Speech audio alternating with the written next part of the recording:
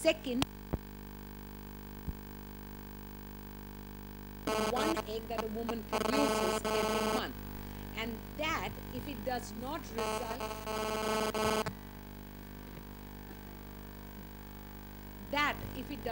result in a pregnancy, you result with menstruation. So menstruation is only shedding of the lining of the uterus when a pregnancy doesn't take place.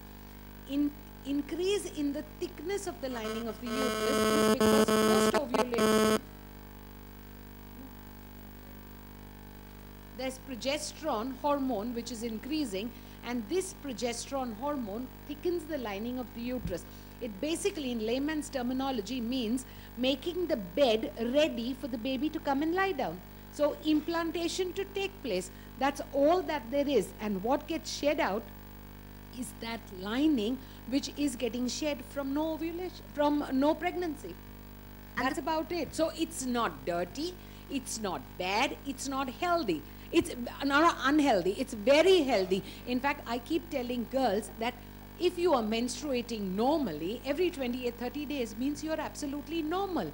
It's when you are not menstruating, that's when the trouble starts. Yeah. So do your patients, because you have urban patients, you have patients from Bombay, and do they already know all this? Are they well aware? Are they in fact open to talk about it? Or I will divide them into two groups. There'd be that younger class of patients, or that younger lot of girls who have very easy access to the net. They are all very well informed. It is that Jenner which is not really very happy with going on the net and checking stuff, and who believe, mere dadi ne kiya, mere mummy ne bola, iske liye hum chalte bane. That class is very prevalent today, and they have got preconceived ideas or notions which is carrying forward, which is causing us a problem, not only with menstruation, with all of anything to do with a woman.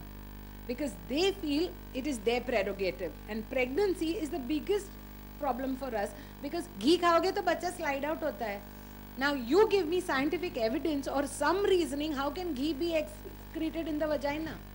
No way. We just, you shed light on the conversation we were having earlier over coffee before we met, before we all reached here. We were sitting and having a cup of coffee waiting for everybody to arrive. I was actually appalled.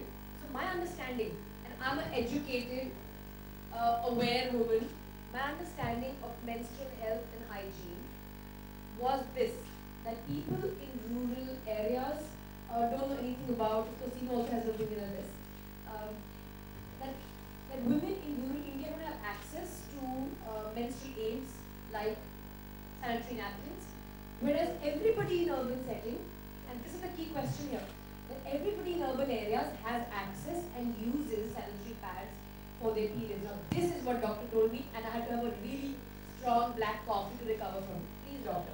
I can guarantee you we have a very big class or a large number of people who will use non-hygienic methods or unhygienic methods, like using a cloth but repeatedly using the same thing without being able to clean it properly. See, using a cloth is not wrong. Please don't get me wrong that I'm promoting use of a sanitary pad. That lower class of society, if it has to use a cloth, she's more than welcome to do it. But she has to wash it regularly, change it every 4 to 6 hours, dry it in the sun, which is extremely important. But menstruation is taboo. It is not something that she can do. So that is a dirty piece of cloth. She's not allowed to dry it or expose it to sun. She can't iron it with a hot iron. So how does she get rid of bacteria and fungi from it?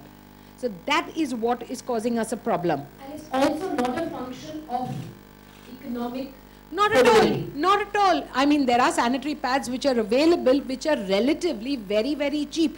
And you will find women, and I can go on record saying this, they possibly wear solitaires in their ears and use. We all need to play a role in doing that. But do you guys also have classes like...